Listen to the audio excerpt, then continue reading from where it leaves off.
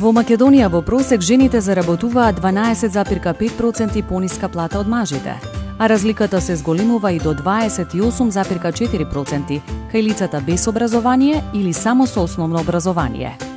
Но доколку направиме споредба во платите помеѓу мажи и жени, според исти карактеристики, образование, искуство, возраст, професија, разликата во платите се зголемува и до 17,3%, односно за иста позиција и карактеристики, жените се уште помалку платени.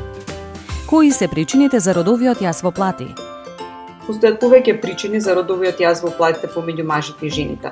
Например, жените се сегрегираат најчесто во така наречени женски занимања, каде што платите се пониски, меѓутоа тие добиваат други бенефиции.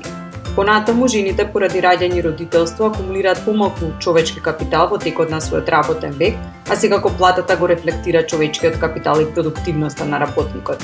Исто така, жените и мажите најверојатно се разликуваат и по така наречени невидливи карактеристики, како например спремност за прековремена работа, спремност за прифаќање на поголема одговорност на работното место, обуки надвор од работното време и така натаму. Секако и ова влијае врз јазот во платите. Како да се надмине родовиот јаз во плати? Со цел да се намали родовиот јаз во плати, потребно е да се зголеми свеста на жените за зголемено учество на пазарот на труд. Зголемувањето на свеста е долгорочен процес и бара покрај само мотивација за реализација во професионалниот живот и семина поддршка и поддршка од партнерот. Најпрво поддршка во барањето на работа, а потоа и поддршка и подобар на семејните обврски.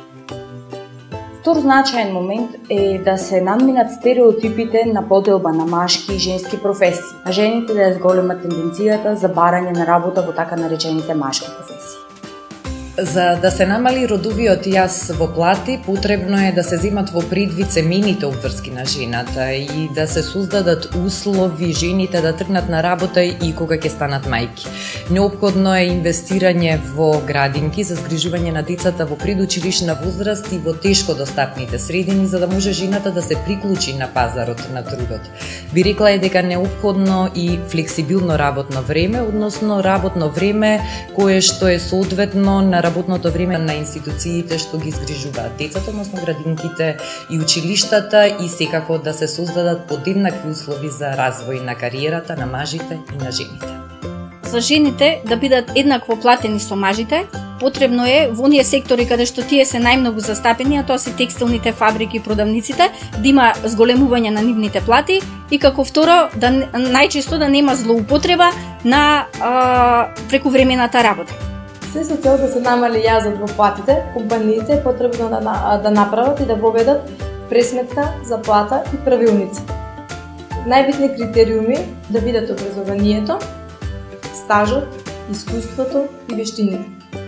Секако, родот не треба да има улога во тоа и да нема никакви скриени параметри, со што дали жената има семејни обврски и колку деца има.